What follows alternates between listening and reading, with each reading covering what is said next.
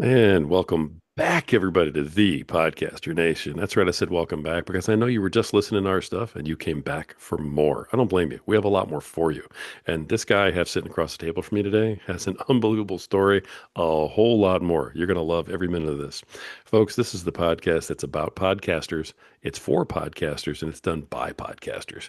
My guest today, you cracked the code. He's a podcaster. This is the place where we all come together to lift each other up. Folks, this is the place where the rising tide raises all ships. So let's get sailing and bring our guest in here today.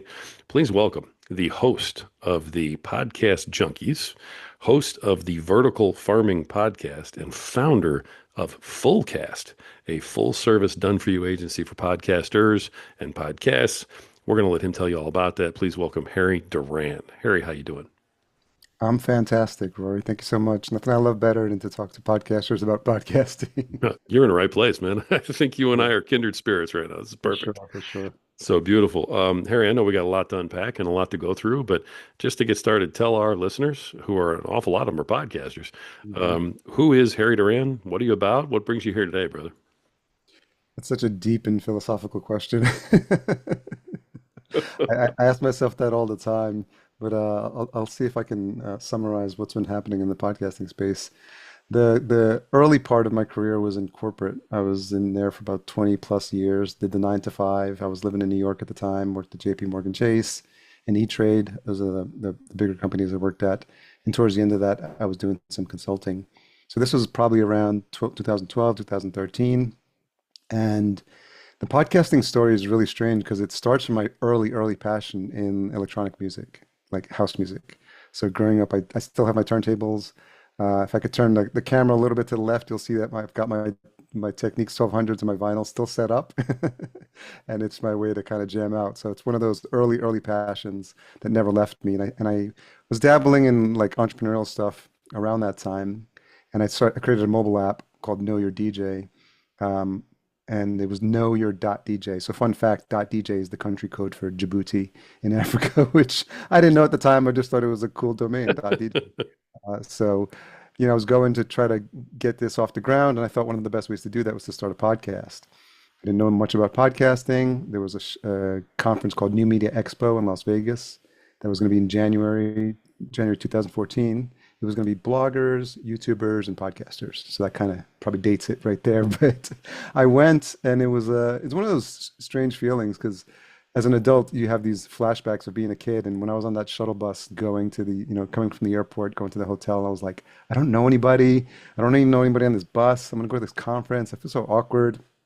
But I went and I sat in all the sessions, took copious notes, and I was listening to a lot of podcasts at the time about mobile apps and development and all this sort of stuff, entrepreneurship. Pat Flynn's, was in my ringing in my ear a lot, Oh yeah. and he was going to be speaking at this conference, which was pretty cool.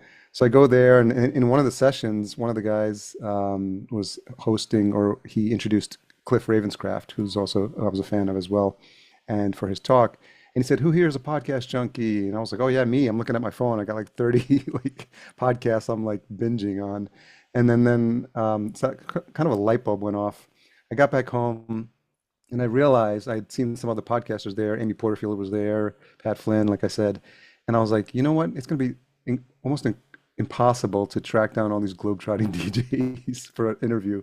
I don't need that drama. All these podcasters, though, they've got nice mics, they've got good setup.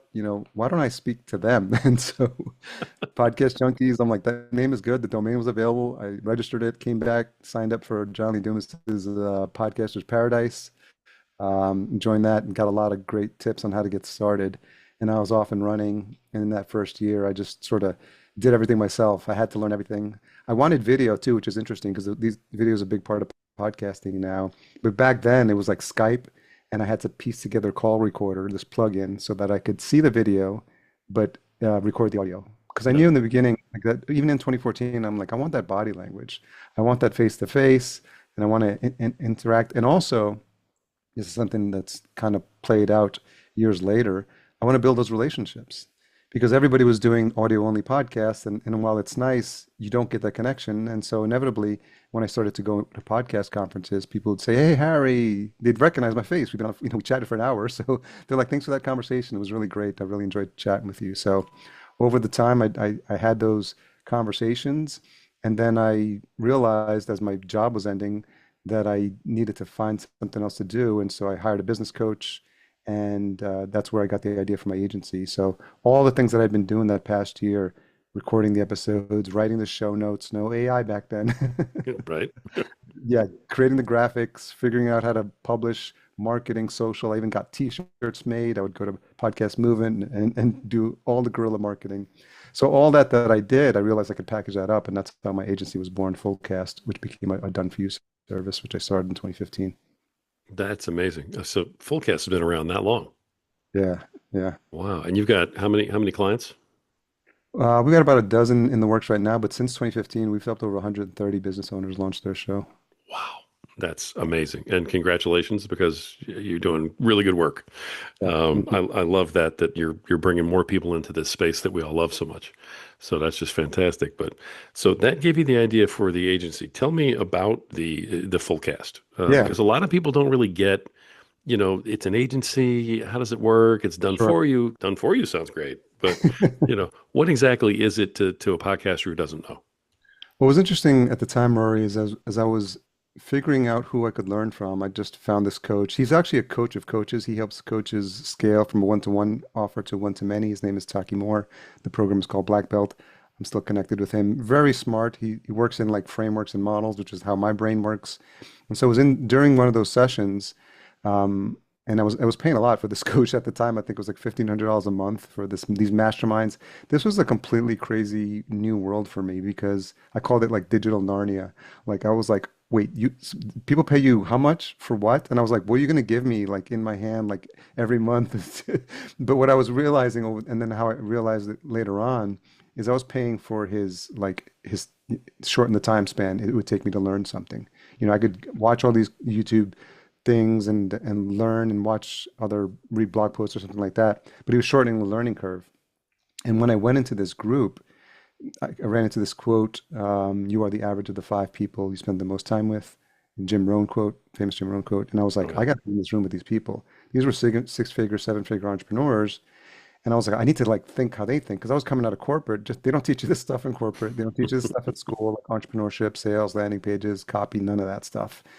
So I was like, I got to be in the room with these people to figure out like how they got there. And these guys, these guys and gals were having like crazy like reporting. Yeah, we just broke $30,000 a month like with our program, and I was like, who does this? It was just like I was in another world, but it was important for me because I really felt like I was in the deep end. But I was like, I had to be in this room, and that's a valuable lesson I've carried through my subsequent career.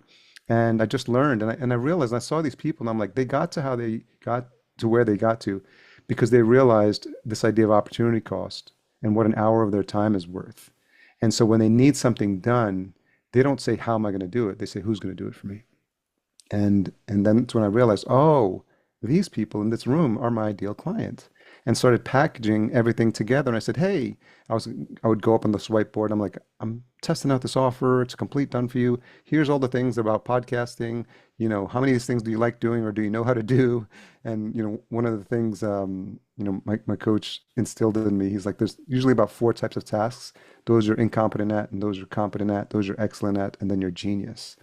And so he was training his students to understand this because incompetent and competent, those are the things you get off your plate, like get your car washed, or some people have someone come to clean the house.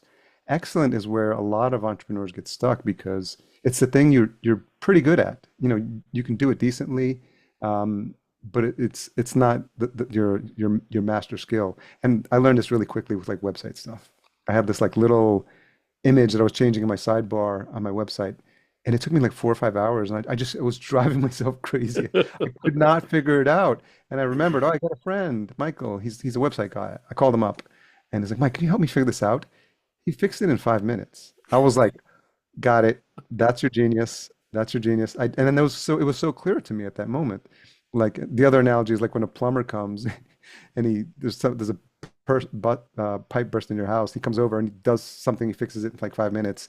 He's like, here's a bill for like $200. I charge $200 an hour, and you're like, you didn't take an hour, no, but I fixed your problem. Does it matter how long I took as long as I fixed your problem? So Right. that's when I realized these business owners, they understand this, and I said, look, this stuff is not your genius. Like, do you want to do podcast editing? Do you want to create graphics? Do you want to write copy? You want to post it to your website? You want to create graphics for your social media? And universally, they're like, no, just kind of take this off our plate. And so that's when I started iterating.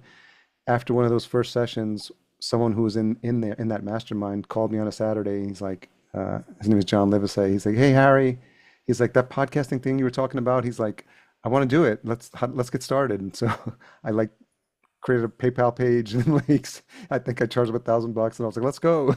So that's how I got off and running. And that's essentially in the beginning, the more the clients would ask me for, I would say, yeah, we can do that. We can do that. Because clearly, Rory, they didn't want to do it. And so I was like, okay, if you're asking me to do it, it's because you don't want to do it or you don't know how to do it. And that's how the done for you service sort of evolved. Nice. So it was feedback on what none of us wanted to do, and you said, "All right, I'm going to provide this." Yeah, for So sure. obviously, you provide that for a price or whatever a package. Yeah. Do you? I mean, do you have different packages? Is it like, hey, if you do a whole bunch of stuff, we'll give you this, but if you Yeah. want every single thing done, then it's this. We started a la carte and just it's the entrepreneur's journey in the beginning. You just take all comers and you just like, Right. yeah, can we do it? Can we deduct the, give a discount on the price? Yeah, sure, yeah, sure. And then over time you just realize there's certain people you don't want to work with, and I've even had to fire clients. Just like, okay, we're not meant Right. to work together. And you just learn this again. This is not taught. So you have to learn entrepreneurship and learn how to deal with clients and learn how to like sell to them and just realize who is an ideal client for you. And so it's evolved over the years. It's mostly a done for you service now. So there's a fixed price for setup and then a monthly retainer, but we handle all the video editing, all the audio editing, complete show notes. We upload it to your podcast host. We upload it and which shows up on all your podcast directories. We've now included video, so we upload it to YouTube. We create the YouTube clips. We'll even write the copy that you send to your guest. We give you monthly metrics where we pull in the stats from YouTube, Spotify, Apple, and your download stats. And the consulting is built in. If you have questions, we help some clients who want to get into sponsorship, and we'll talk about that in a little bit as well. But if they want to find a sponsor, create a sponsorship page, it's really just a pure like hands-on approach where we support them in every part of their podcast journey. I love that, and I would do want to get into monetization for sure. Let me ask you this though: who is your target market? Who's your target client? Is it people who have never had a podcast? Is it folks who have podcasts and they're fed up and they want to go to where you're handling it? I'm curious about that.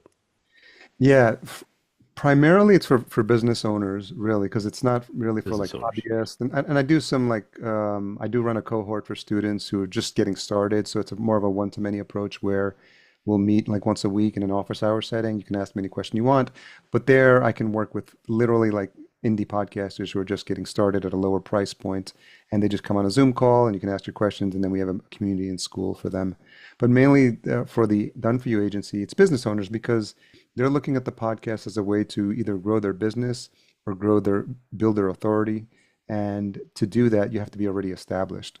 And so one of the first conversations we have with new podcasters that are business owners is like, hey, what are your offers? Do you have a high ticket offer? Do you have a coaching program? Do you have something you're selling on the back end? And how do we make sure that in the very beginning, you're offering that up as you're basically the sponsor of your own show and saying this episode is brought to you by my stuff, and it's like, and then we guide them through that process because, it's a not insignificant investment and we want to make sure that they're clear on their call to action. And that's also where we refine their voice and also who they're speaking to. One of the first exercises we do with a new client is to title the first 12 episodes of their podcast.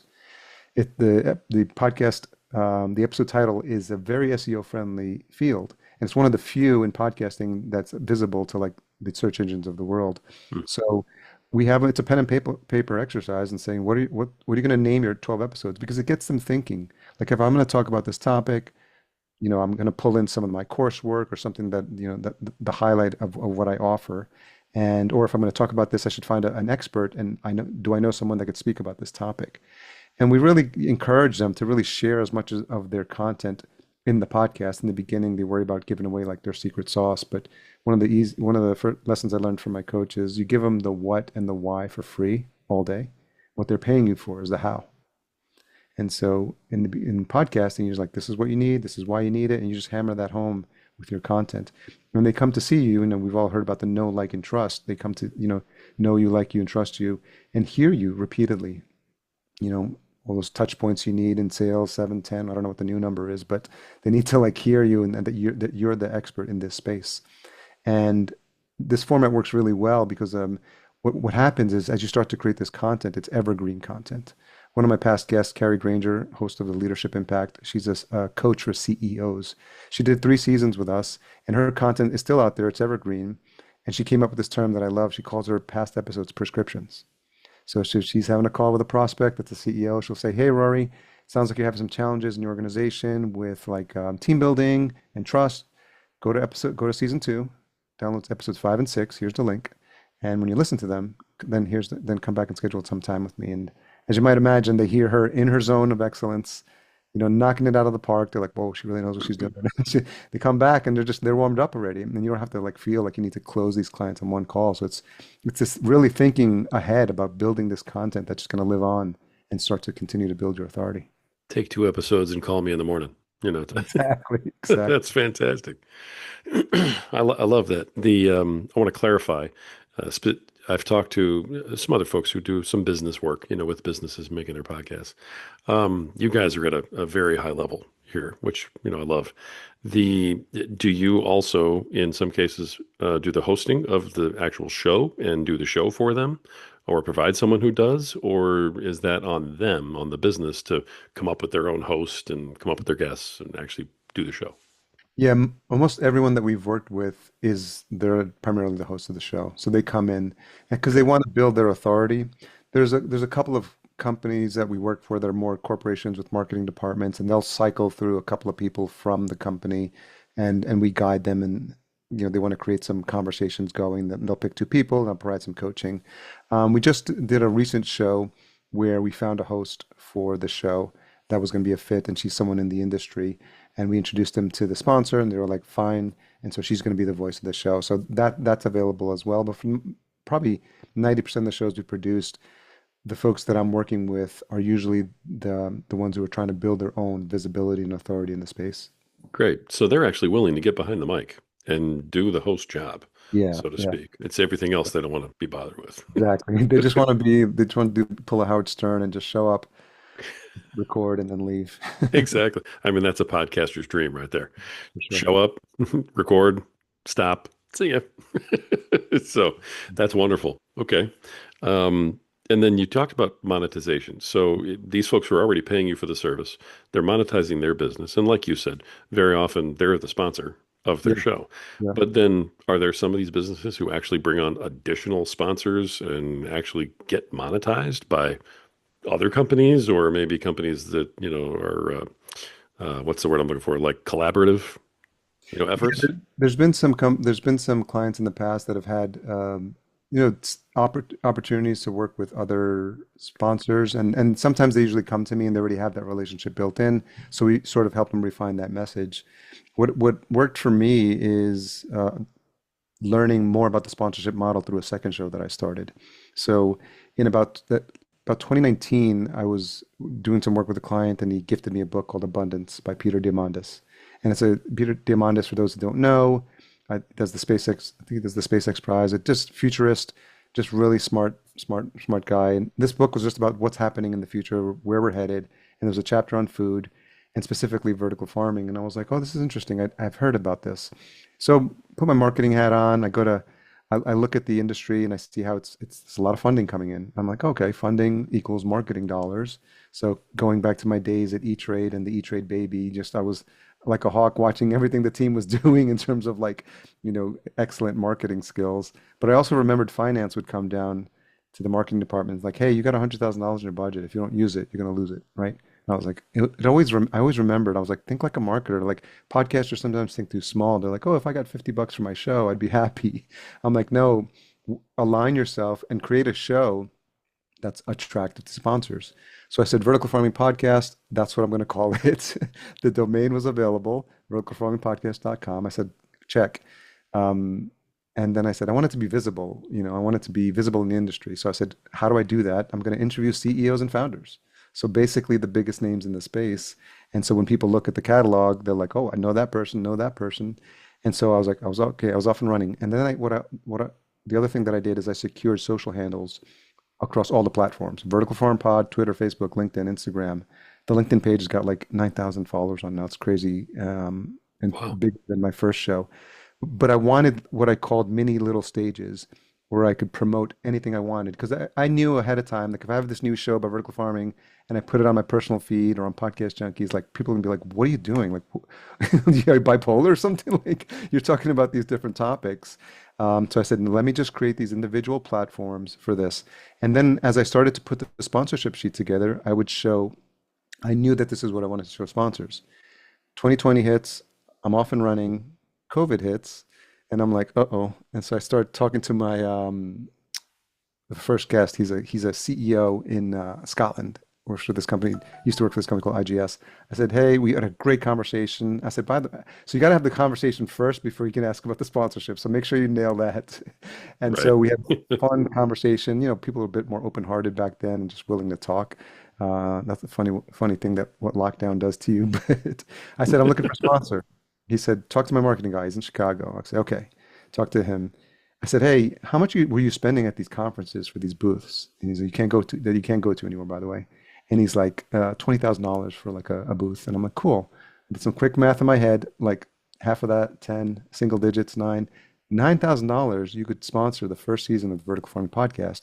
Here are the names. You recognize some of them of who I'm going to be speaking to. I just spoke to your CEO. Thought about it for a few minutes, Rory. He said, let's do it. Mind you, I hadn't even released an episode. So, so I was like, phew, light bulb goes off. I was like, okay, I just validated the thought. And I was like, they realized like they spend money, you know, and I thought about it in quarters. I thought about it as a marketer thinks about this. I don't think about episodes. I said, here's a season, it's a quarter, it's 13 episodes. You're sponsoring the season, you're the title sponsor. So I was off and running. And then I'd got several other sponsors. And then I've got this mantra now called treat your sponsors like gold. When I'd land a sponsor, I'd go to my LinkedIn. Thanks to Cultivated, thanks to IGS for being a sponsor of the show. Just, you know, scream it from the rafters. They would get tagged in all the social posts on those social platforms. They'd get tagged in the newsletter. And so, you know, a year or two in, one of my sponsors, Cultivated, he texted me. His name is Eric, and he's like, "Do you want to go to Dubai?" I was like, "Yeah, sure." He's like, we sponsored a pavilion in Dubai, indoor farming conference called AgriMe. We'd love to kind of have you out there, interview some CEOs. So they flew me to Dubai. So yeah, put me up in a hotel. I'm in and they created a booth for me that had vertical farming branding all over it. I got a picture. I'll show it to you later. You can drop it in the show notes. It's amazing. Nice. In the booth next to me was another conference, Vertifarm from Germany, and they're like, "Can you come to our conference?" I was like, "If you pay for my flight, if you pay for my hotel." So next year I went to Dortmund, Germany, Vertifarm conference, and I just started building these relationships. And since launching the show, it's generated over $100,000 in sponsorship revenue. That's amazing.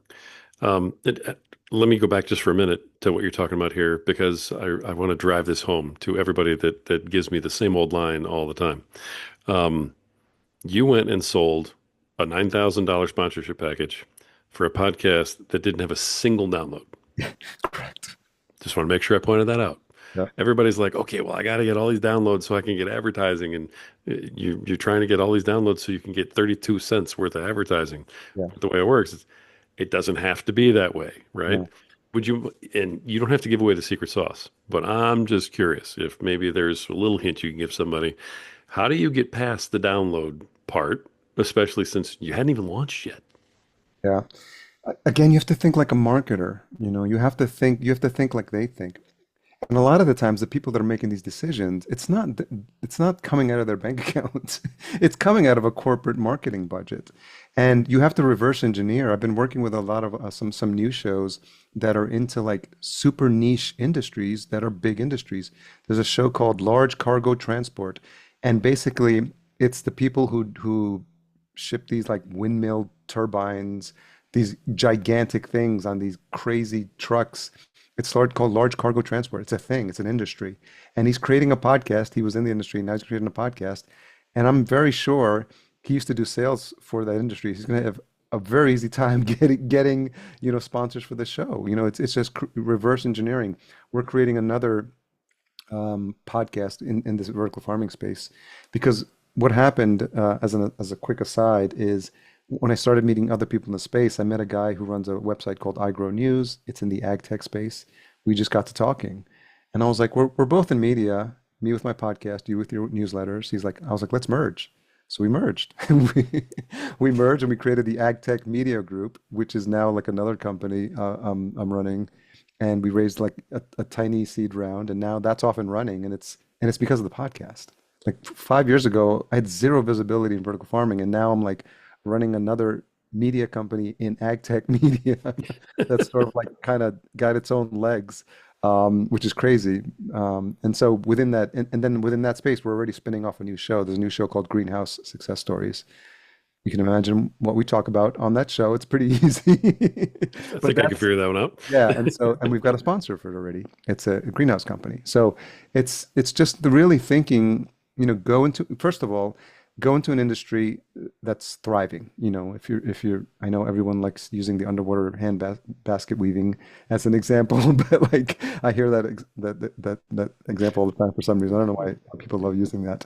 But I spoke about this actually, and I'll send you the link. Podcast Movement. I'm very familiar with the founders, and so they invited me to do a talk specifically about this, what I did with Vertical Farming Podcast. So it's like a 45-minute talk.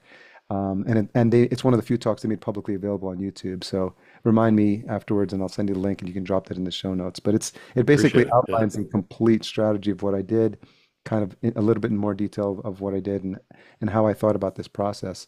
But I think to answer your question, if you're trying to find a sponsor for like, hey, I'm creating the podcast about the Feel Good podcast, like a sponsor's going to look at that and be like, that's not anything that I can relate to. But if you're creating a podcast like I did specifically for an industry that's growing, that has a lot of like either investment money coming in, marketing dollars coming in, you know, if I create these mattress companies love advertising on these podcasts, right? Casper Mattress. If I was going to reverse engineer that, I'd create the mattress show and just literally like the most obvious, and every mattress company can come and just look at like what's the most expensive thing out there. So my marketing brain is always firing. I had a crazy idea once. I'm like, always people, and years ago wanted Oprah Winfrey. Like, I want to meet Oprah Winfrey. I want to be on Oprah Winfrey, and I'm like, I'll create a show called, uh, rock stars named Oprah. And I think I looked it up. There's probably like 45, 50 people in the world like named Oprah. And I was like, someone's gonna help me. If someone wants to do this, I'll help them. Basically, you just find the easiest person to talk to whose first name is Oprah, and you just kind of work your way up the list. And eventually, I guarantee you, Oprah Winfrey will be like, I need to be on that show. Wow. I love, love that. The other thing I love about your entire approach is that every single time you're presented with something, you hit it with why not? Let's give it a shot. Yeah. What I watch people do every single day, and I just got off another podcast talking to somebody who did this exact same thing that I'm talking about right now, and they go, "Well, I can't do this because of this. Well, and that won't work because of this." They talk themselves out of everything. You literally just take everything and go, why not? Let's try it. Let's give it a shot. Yeah. Seems to be working out pretty good for you. There's been a lot of the why nots that are in that pile of ideas that did not work so well. So, and I did a post one time I think on Twitter about like all these domain names that I bought, and just like this is a great idea, let's run with it. And just like you come to find out like no, that's not going to work. So they don't all have legs, but I think when you learn what worked and what didn't from them, then it sort of helps you going forward. And if you're looking for sponsors, just kind of reverse engineer it and think how a sponsor thinks, and they've got to look good for their bosses. They need some visibility, and sometimes you have to educate them if there's especially coming into podcasting for the first time. So it's important to think like that and continue to provide value. I do host read ads. I read them myself, and then when I develop those relationships, I go to indoor farming conferences now, and one of my sponsors is Indoor AgCon. It's a conference in Vegas every February. And even what I'm doing now, Rory, like I've mentioned Cultivated, I've mentioned IGS, I mentioned Indoor Icon. Anytime I get a platform and I tell this story, I mention my sponsors. You never know who's listening. When you listen to that talk at Podcast Movement, I mentioned my sponsors several times. It's this idea of treating your sponsors like gold. You have this platform, and you're the executive producer of your own show. So you make up the rules. If you want to give them a read in your newsletter, if you want to tag them on socials, if you want to like mention them on other podcasts, if you want to do a post on LinkedIn saying how excited you are to work with Indoor AgCon, like you can do that. And those are the little things when they start working with bigger, platforms or these print magazines, they're not going to do that. They're churn and burn. They're like, give me your money, here's your ad. Give me your money, here's your ad. How to perform? We don't know. It's print. Guess. Like, but on a podcast, you can be like, hey, here's the code we used. Here's what how many people were referred to your business, and just over deliver, because it's so much easier to keep a sponsor than to go get a new one, right? It's the sales maxim, keep a client than to go get a new one. And so what you tell them is like, hey, it's one of the things you include in the sponsorship package. You have first right of refusal when it comes time to renew. And so when it comes time to renew, you're like, hey, I'm going to be speaking to other people in the space. Maybe some of these are your competitors, but since we've got a really good relationship, would you be interested in renewing? Let's give you a discount. And you do that before the time is up, because if you just wait till the end of the period, you just gotta continue to build that relationship. And it's a partnership. That's what I tell them. Like, I'm partnering with you to help you grow your business or your offer or whatever it is you want to get in front of our audience. That's just beautiful. I love every single thing you're saying right now. I'm just sitting here nodding my head, going, "Yes, love it. Exactly, perfect." I love the reverse engineer part too. People don't take into account what their podcast is about and what industry it has to do with, and where it gets impacted, and where an industry may want to talk to their particular customers. Now, as part of the platform that do you ever take on advertising for the platform as a whole, or is it always just every show individually, with a good match like that? Yeah, it's right now it's every show just has its own. They're either advertising their own stuff or they have a sponsor or two that they're working with. We're in the process now of working with the client who's got a successful show. It's called the Quantum Biology Collective. It's about quantum healing and all this new stuff that's coming up, red light therapy, all this stuff that's becoming more and more in people's awareness now. And so there's other podcasts in that space, some of whom she's had on her show. So there's ideas for how we can create a new network to bring all these shows in. And so thankfully I've got, relationships with other people that have built successful networks. So they're helping me think through the process for that. So in that approach, we would essentially have the landing page where all the shows, and then if a sponsor wants to come, they'll say, hey, sign up on the form. And if you're interested, we'll find the best show for what you need. So we'd either place them in a specific show or the most popular show on the network, or they could do a buy across the entire network. Nice. So it is possible to buy It is. across the. Okay, Yeah, gotcha. yeah, it is totally possible. Yeah. Gotcha. Interesting. Now, obviously, the full cast is, a lot of what we've been talking about, and it sounds like it's going fantastic for you. So power to you. Thank you. The now you're still doing the other podcast though. Yes. The vertical farming is connected that way. Have you been able to connect the podcast Junkies to something, or is that like a guilty pleasure you do now because you enjoy it? I think what I found over the years, it's a bit of a guilty pleasure, but it's also my doorway to conversations. And so because I speak to other podcasters, I can literally like invite on anyone who's got a podcast. And so over the years, I've just met so many interesting people. I get pitches all the time, and they're like, "Hey, this person from like NPR just started a new podcast," and I'll look at it and I'm like, "Oh, like it'd be nice to talk to that person, develop that relationship," and so I'll invite them on, and they may know nothing about me, and I'm just learning about them. I bank with North One. It's an online bank, and I saw that the CEO, Eitan Besusian, he had a podcast. He interviews small businesses, I guess people that are North One customers. So I went on LinkedIn. I'm like, hey, Eitan, I have a show where I interview podcasters, and I'm a North One customer. So you want to come on my show? And he's like, okay. So he comes on, and we have a fantastic conversation. And there's just other podcasters, some that I've known for a long time. In the beginning, it was just like meeting all my podcast peeps. It'd be like, hey, let's just jam for a session. And what I love about it is now they're just fun for me because it's a door opener. And a lot of times I'll use it to either invite past friends that have been in the podcasting space for a long time that I literally just want to catch up with. And I'm like, it's not an interview, it's a conversation. We're just jamming.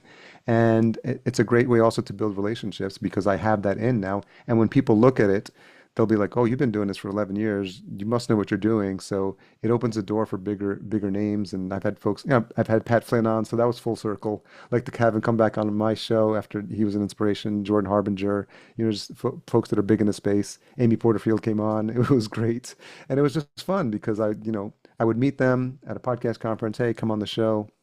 And for now, it's just like I always feel like when it comes to a podcast like this, you should look at the calendar, and if you see an interview coming up for podcasts, in this case, Podcast Junkies, it should put a smile on your face. You're like, yes, can't wait for this. We're gonna talk. We're gonna jam. This is gonna be so much fun. And it's and also, I have to keep the sword sharp, whatever the proper metaphor is. But I have to continue to learn myself what works, what doesn't, how I maintain a conversation, how I keep asking those open-ended questions, how I lead with curiosity, Yeah. how I give back to my guests and make them the star of the show.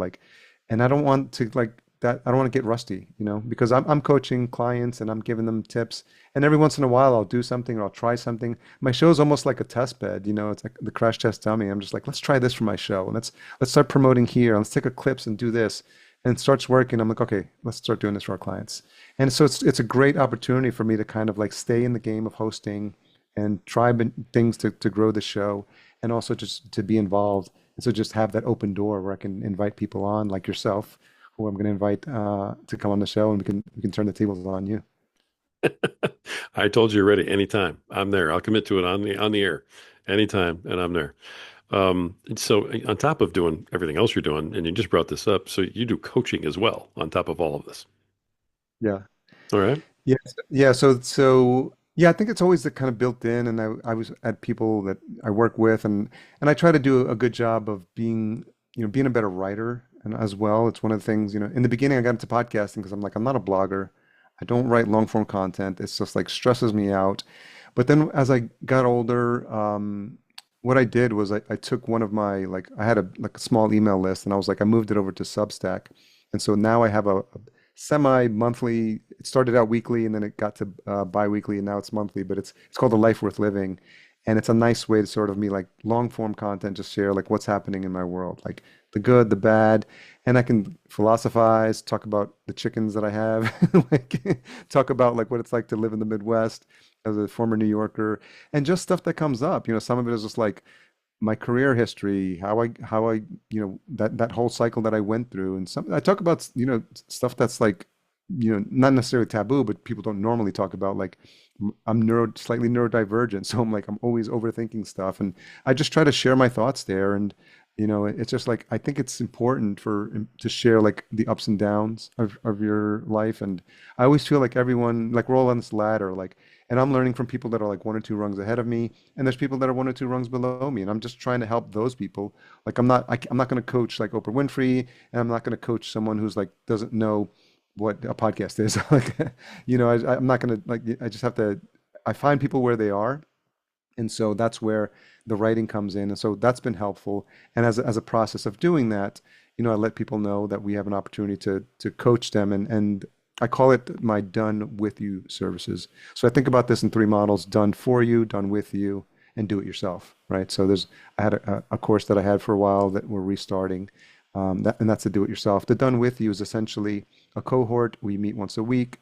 It's usually about 12 weeks, and we help folks launch their show. That's the goal of the cohort. And we meet. It's a open office hours on Zoom. You can ask me any question you want, and it's a nice, approachable way, because they don't have to pay me high per hour coaching, which some of my clients have done. But this is a more approachable tier for them.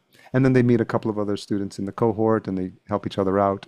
So that's kind of my way of giving back, because I always wanted to have something that was accessible. Because I was there, in 2014, struggling to figure out all the moving parts, and people underestimate, as you very well know, Rory, how much is involved in getting the show off the ground. It's how, and then once that's one of the first things we focus on in the beginning, because you need four things to submit a show to Apple Podcasts. You need a name, a description, a cover art, and your first piece of audio. So that's one of the first things we focus on. Okay, let's do that. What's your show going to be called? And please don't call it the marketing dudes or Martini chicks. That's cute and all, but like no one's going to Spotify or Apple and looking for that, you know? Right. So it's just educating people, like be smart with your name, and then as a follow-up to that, write a description that's compelling. You know, are you looking for to learn more about the world of podcasting and understanding what's happening behind the mic? You know, that's where you then come to Podcaster Nation, you know, just helping people understand what they're going to get. Cover art, you know, don't go crazy. I've seen these tiny fonts on this cover art that just drives you crazy because when you look at it in the sea of other shows on Spotify and Apple, you're just like, I don't know what that even says. So, and so then the first piece of audio is your trailer, like who you are, why you started the show, who the show is for. And then if you got those four, go with a reliable podcast host. So it's the basics, you know, it's just very basic stuff. But in the beginning, new podcasters, you know, think you can just figure it out themselves. And I'm like, if you're taking your show seriously and you're serious about launching it, then let us help you. And the recent show that we launched is called The Main Event, MANE. They're two hairstylists who've been in the business for like 30 years combined, and they just want to coach other hairstylists and starting their salons. And I thought it was a fantastic name. They just launched the show, so shout out to Tara and Rachel. And just helpful and just fun to see them get excited about like all the moving parts, how to edit your first episode, get your trailer out there, using new AI tools like Descript and FlowSend makes things much easier than it was back then. Yeah. But yeah, I really just that's the opportunity for coaching that I have to help new folks get started. Nice. Nice. Because you needed something else on your plate. I mean, you can't possibly be busy enough with all this. Tell me about it. Is there anything besides these things that you also do that you want to throw in and make sure we know about it? Well, I am starting a side, like, I don't even know if it's called a side project anymore because they're all side projects. But essentially, years ago, I realized like there's so many things happening in the podcast space that I wanted to create a directory for it. And if you think about the gold rush, the people who got rich were not the people who mining for gold. It was Levi's creating the jeans for all the miners. It was the people creating the picks and the shovels. Yep. I was like, I was sort of modeling what James Cridland does with Pod News because he does it. It's such a fantastic resource for folks in the podcasting space.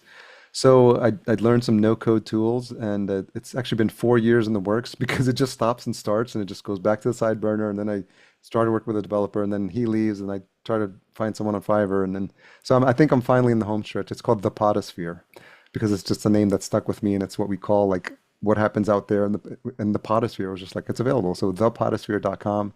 It's a directory. It's basically pre-launch right now, so I haven't even been publishing it. So it's a way for you to find any service in podcasting, whether it's an agency, whether it's a podcast host, a network.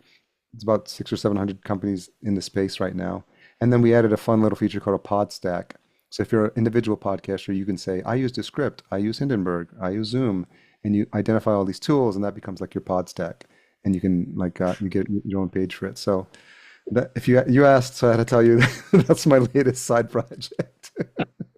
Brother, I got to tell you, when I asked that, it was kind of tongue in cheek. I was like, there's no way. I really didn't expect that you would just go, well, yeah, of course I do. Here's another whole thing that not Yeah. only am I doing it, but it's basically ready to launch. I love it. I think it's Overnight fantastic. Great success, idea. 4 years in the making. Oh, those are the best kind. Those are absolutely the best kind. All right. Yeah, I love this. Absolutely love it. I could listen to this forever. In the interest of time, let me get my corny question in here that I always ask. It's like my Arnold Schwarzenegger "I'll be back" thing. You got to say it in every podcast. But in terms of the podcasting that you do, all right. But you know what? With all your businesses, with everything that you're doing, they're all related. So, with all the businesses that you're doing, what is the part about all of this that you love the most? And what is the part about all this that you just absolutely dislike the most? Would love to throw it out a window, get rid of it. Hmm. I would say the part that I love the most is really like this connection with the podcasting world. It's been so good to me, and I can't imagine what my life would be like if I hadn't started podcasting, you know? And I'll tell you a little story. It's related to this, but when I was like going through my corporate ups and downs, I mean, for most of my life, I was basically following other people's voices. Started with my dad. He's like, go to college, get a degree, blah blah blah. You know, kind of did that, not sort of, not fully. And then when I finally got my corporate job, I was like, oh, I was wearing a shirt and tie. I had a boss who was, I call my corporate godfather, and I was just following his advice and got promoted and promoted into different positions. And then got the entrepreneurial bug. I left and did dot-com craze in '99 because I met a friend who was starting a Latino startup and for I'm Latino, and it was a dot-com portal, internet millions. I cashed out my 401k, went to work with him, unpaid position, mind you, as a VP of operations. And about a year and a half later, I was like, oh, that didn't work out. And just went back to my corporate godfather. Just kind of, I was trying to, I don't know if it was ride people's coattails or things like that. So a couple years later, I was still in corporate. My half brother, he's like, I'm in Atlanta. I have a construction company, masonry company. He's like, you want to come down? And I went down to like meet him, and we had reconnected. And then I saw what he was doing. I was like, you know what? Let's try it. So I left corporate I to move to Atlanta, and hard hat, construction boots, climbing scaffolds. I was learned how to do basically takeoffs. I became his GM, and I did takeoffs of blueprints. I had to learn how to do that. And I did that for 2 years, and we got some projects in Georgia. Um, about the only good thing that came out of that was I met my now ex-wife, but we met in Atlanta, and we had 13 great years together. But I came back after that. It was like 20, man, when was it? 2004-ish. Tail between my legs. I had to go live back with my parents at 34 in New York, and I was like, oh, man. And so all I had with me was a airplane ticket to Thailand because I had met a guy on a previous trip in Amsterdam. He's like, "Oh my God, we hit it off." He's like, "If you're ever in Thailand, you want to come?" And so like around the time that I was in Atlanta, we had reconnected. I bought a ticket, went to Thailand, 2004.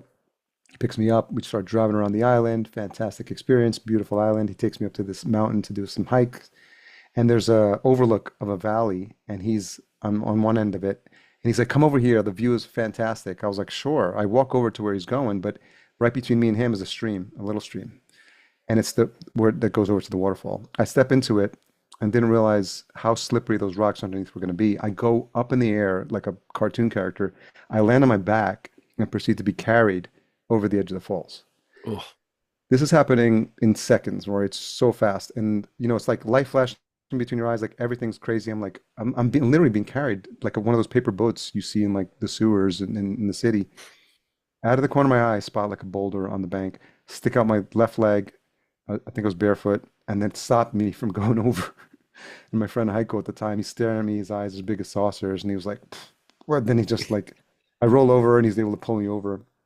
I probably wouldn't have died, but it was like jagged rocks. I'm in Thailand, so it would have been painful, like slow death or something. Very horrible. Shook that off. Thankfully, we were able to enjoy the day and enjoy the rest of the trip. I get back home to New York, and then it's not like something, this crazy aha moment, but over the years, as I was back home, I realized how sad would it have been if I had died with my voice inside me? hmm. And I was sitting with that, and then I think that's what's been inside me all these years. And I think probably what led to me, finding my voice with podcasting. And it's why I'm so passionate, have this create, everyone wants to have this big mission and mine. I think somebody asked me one time, I said, how about a million people find their voice? But I know like everyone that's watching, everyone that's listening here, no matter who you are, you have a unique story that needs to be told. And that's sort of like why I've made it my mission to help as many people find their voice, because everyone's got a story. Rory, you know that, I know that if we go into a restaurant and there's 100 people there, there's 100 stories. You just have to care. You just have to be curious. You just have to like be genuinely interested in the person. And if you do that, as you, I'm sure very well know from experience, something magical happens. People open up, they trust you, and sometimes they tell you stuff that like you weren't ready for, and they weren't ready to share, but some safe space was created, and they're just like, you know what? I never told anyone this before, and they share something. I've had that happen on my show, and I've learned enough to just shut up. Like when someone's talking and they're sharing something that powerful, it's not your show, it's their show at that point, and they're sharing something, and you just create the space and you let them share it. And so that's sort of like Hmm. the long answer to how I got to here, and why this is something that's I'm passionate about. I love that. Yeah, I agree with every single thing you just said. Quite the story. Um, I've never had anybody give me that when I said, tell me what you love the most. Um, I'm afraid to ask what you dislike the most. I think it's what I dislike the most is I I think internally, like I always have ideas. I as you can very well tell by this conversation, and sometimes I try to take on too much, and it just gets overwhelming and stressful. And I think I've just learned over the years to try to close as many of these open loops as possible because you have to play to your strengths and you can't do it all. And I think I learned that the hard way. So sometimes it's like when you're in this space, you feel like, wow, like especially podcasters, just ask Dave Jackson. I don't know if you had a conversation with him yet, but like he's famous for how many shows he started, probably into the hundreds, I think, at this point. But like as a podcaster, like, oh, that could be a podcast. And I had that early on. I've got a couple that are in my podcast graveyard. But it's just you know, playing in your lane and understanding what you're good at. And it's something that I've learned over the years. So something that I don't like is that, that I can't do it all, and even though I want to, but I just try to help people where they're at, and understand what my limits are in terms of what I want to take on, because I don't want to be spending all day in front of a computer. I've learned that the hard way, just as I'm now in the Midwest, we've got 5 chickens. We're trying to start our own garden. My girlfriend's really good at just staring at a bird for a couple of minutes, and I'm just like, "What are you looking at?" She's like, so I have to slow down. I have to learn how to slow down, and I'm trying to do that better as I get older. Nice. Nice. I could sit here and talk to you forever, man. As we kind of wrap it up, just in the interest of time, I usually like to end with, and you've given a ton of advice, so I usually like to end with, what's your best advice for a podcaster who is out there who has not achieved what you've achieved yet? They're not quite where you are, and if you need to go back to something you already said and you just want to hammer it home a little more, that's great. If you have something new you haven't talked about yet, that'd be wonderful too. We have podcasters of all kinds that listen to this. So yeah, what's your best nugget for those folks? I think what's resonating the most for me now and lately is reminding people that their voice and their story matter. Hmm. And what happens is in this age of Facebook, Instagram, famous influencer, blah, blah, blah, whatever you want to call it, we're just seeing people projecting their image of what their best life is. And I think it's discouraging people because they're like, I'm not where that person's at, or my story is not as powerful as that person. But like I just said, like you have a story to share. You've lived a life. If you're past 20 or 30, you've had some ups and downs, you've had some bumps, and people, need to hear it. So it's like I really like stress for people to like share your journey, share it, because someone is going to need to hear it, and someone needs to hear that story that you've been holding on to, that you journal about, that rattles around in your head, or something that happened to you when you were like 5 or 15 or 50, whatever. It's this life-changing moment that you're afraid to share because you might be judged. And I think it's important. It doesn't have to be a podcast. Right, I've been blogging a little about this and posting on social. Sometimes it could just be turning on your phone, your voice recorder, and saying out loud something you've been afraid to say. Stop the recorder, delete the file, and and that's it. You don't, it's not about publishing it. It's not about creating your first, this is nothing like related to podcasting. It's just something you need to move that energy. And we're going through like this, you see this issue with like, there's all these stats about teenage girls with like all this online bullying, and there's just so much stuff happening now that's affecting kids. And there's podcasts that talk about this a lot, and we're just like, we're not prepared to handle like what the AI can throw at us, and they're Mm. creating algorithms that make you, stay on these phones, that keep things sticky, and it's not healthy. And I think more and more people need to be talking about like having people, or showing up, especially older folks, like showing up as role models for a younger generation that's kind of like lost their way. Like I grew up in the 80s. Like I can't imagine my childhood with like a phone all the time in my back pocket, like everything online. It was just like I'm grateful to have lived that experience of not having that, and we're sort of like cheating our younger generation out of that experience now. And so I don't know what the answer is, but I think more people need to talk about stuff that's you know coming alive for them. I love that. Encouraging folks to actually share and to actually speak their own voice. Yeah. That's it's great advice. Absolutely great advice. Harry, I'm not even kidding. I could talk to you forever, man. I have like probably 15 more questions I could come up with just about your platform. So, maybe another time. I got to bring you back Sure. on, I guess. So, Absolutely. and yeah, if you have me on your show, then we'll just pick up where with me questioning you again, and we'll just keep Yes. on going. So, brother, I appreciate you so much. Host of Podcast Junkies, founder of Fullcast, host of Vertical Farming Podcast. Um, and I mean, God knows what's coming next. Harry Duran, Harry, thank you so much for coming on today, man, and sharing everything you did, giving the advice you did, and just leading this industry the way you are. It really means a lot, and it's a pleasure to meet you. Likewise, Rory, I'm sure we'll be continuing this conversation. And if folks just want to connect with me, just start at fullcast.co. But I'll give all the information to Rory. You can put that all in the show notes as well. And happy to connect with anyone who's inspired to have a chat. Wonderful. It'll all be in the show notes. You guys, you got it. Folks, this has been another fantastic episode of the Podcaster Nation. Had a ton of fun. I hope that you did too. This is the podcast that's about podcasters. It's for podcasters. It's done by podcasters. And once again today, I think we've proven that this is the place that the rising tide truly raises all ships. So keep sailing.